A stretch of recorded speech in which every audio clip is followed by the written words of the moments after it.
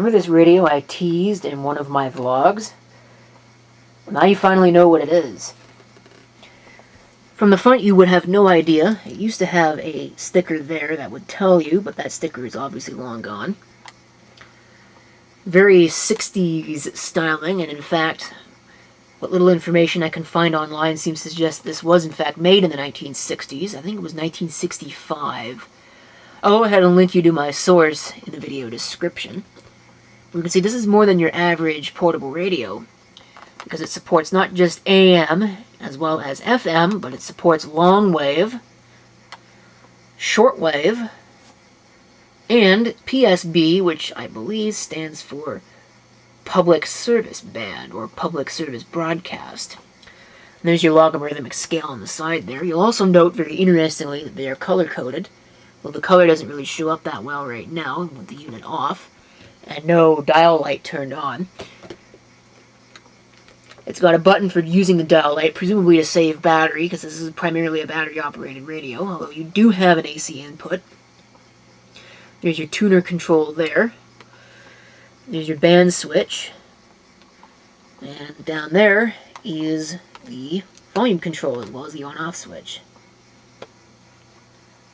If we have a look at the back, we can see we now get a model, as well as a brand. Ross, model RE-1954, 5-band solid-state portable radio. And it tells you what all the bands are for. You could pause the video and go ahead and read that, assuming you can.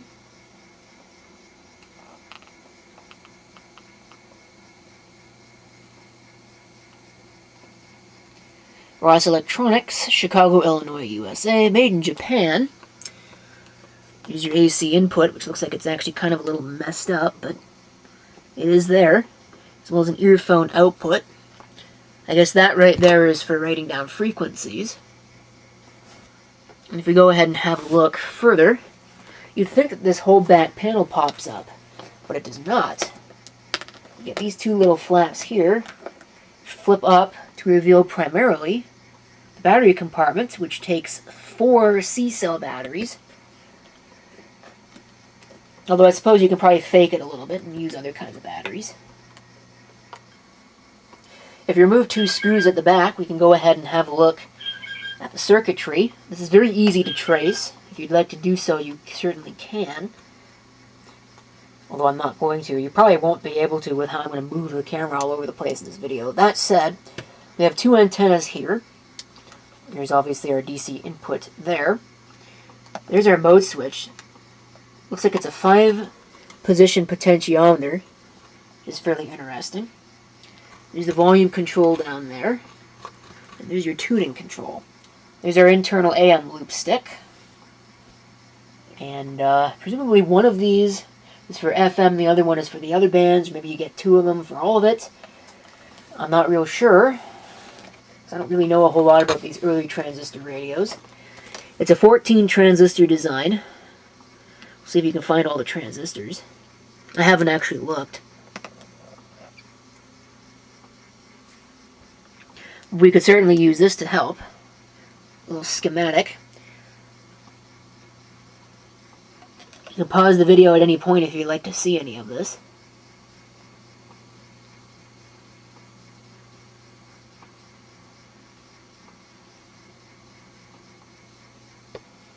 I've gone ahead and extended both antennas.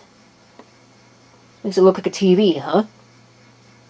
Both antennas are swiveling 360 degrees, as well as movable pretty much any way you'd want. The controls are very dirty, and yes, I'm sure somebody has pointed it out already. I do not have the knobs. Somebody's made off with all the knobs on this thing, which is very unfortunate. Alright, so in order to turn this thing on and to use it, I've got my screwdriver here. This thing is very dirty.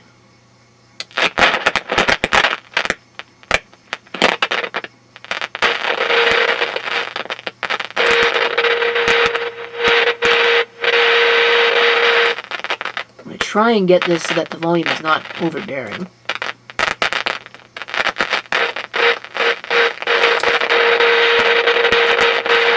Of course, it is 3 in the morning. I'm trying not to wake everybody up.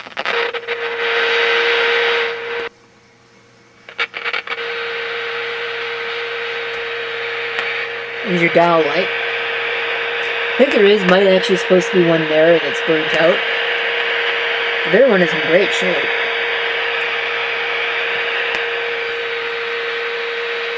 So let's see if we can pick anything up on the long wave band. I don't think so. Too far away from the ocean.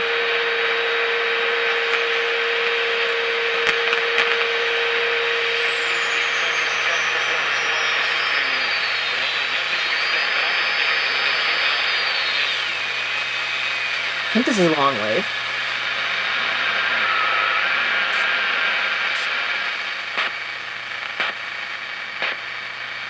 I don't know if that is something or if that's not something. That might just be interference.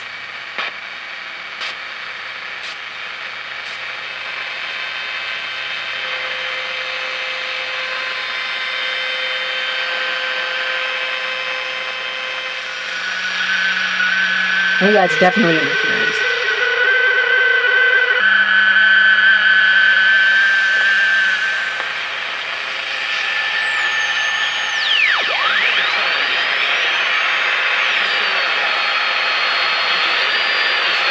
There's something there.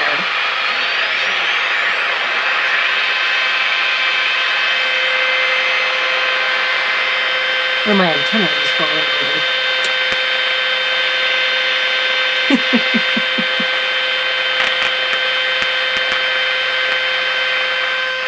Trying to tune this is a nightmare.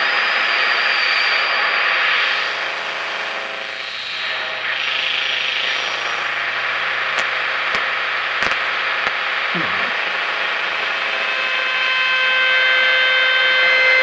Lots of interference.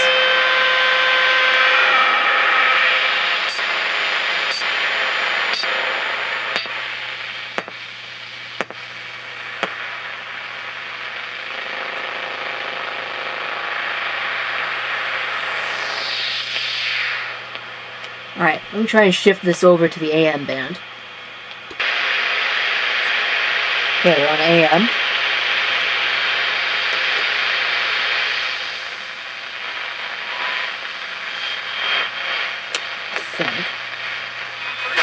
Yes. Now they're up again today for games come against the Sudbury Wolves in a matinee. The puck drops at 2 p.m. at the arena at TV Place. Those are the top stories.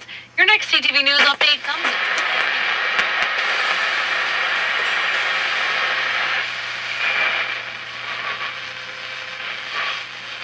The game, there was a minute left in the game. Show, the only show in the world which he's the king of non-invasive. Square areas for most.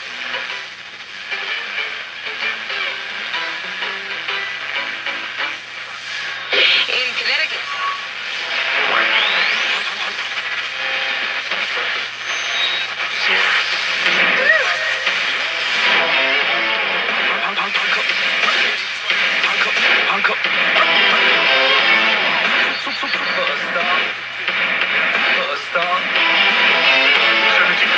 Salzburg, January 27th. Amadeus is born. Hold on a minute, I recognize that.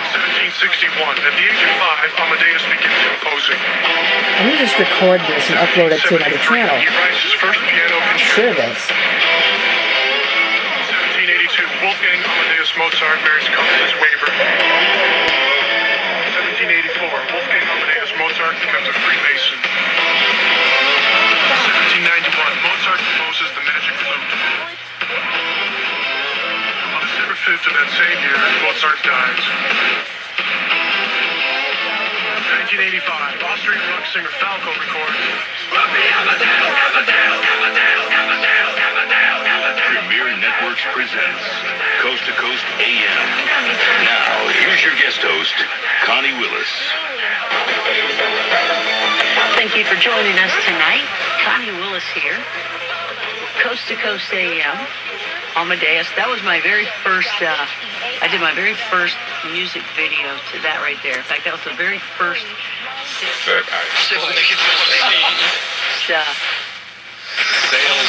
Sales how improbable it actually was. You're so elated you're going to the national title game, especially with Okay, this isn't really a distance reception video. I'm going to go ahead and stop that there, and we'll have a listen to the shortwave band. And of course, that's assuming there is anything on shortwave. I don't hear anything.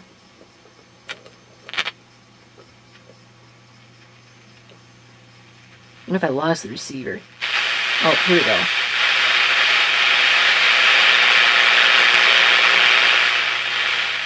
Probably a little bit too much interference in here for this to work.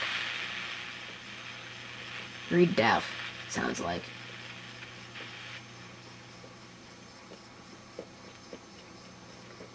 Yeah, not really picking much up on shortwave. Switch it over to FM.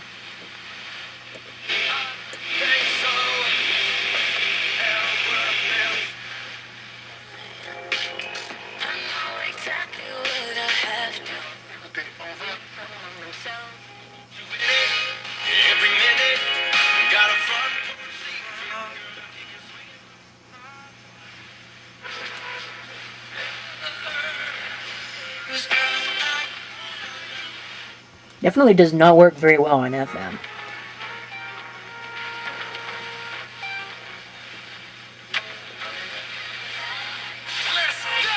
The artist I love.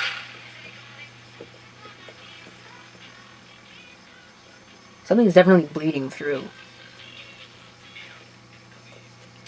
Anyway, let's go to the PSB. Again, I probably won't hear a whole lot on this. Maybe the weather radio.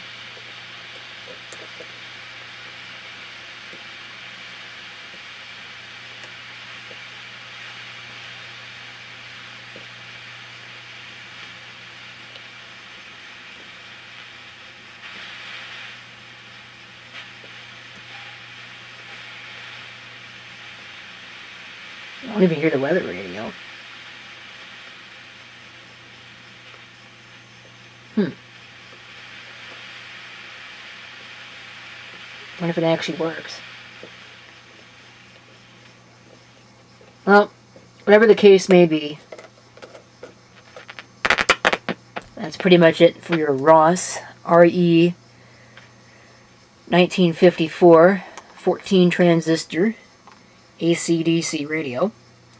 Thank you for watching. If you have any comments, feel free to leave them down below. And this is CP666 signing off. I hope to see you next time. Till then.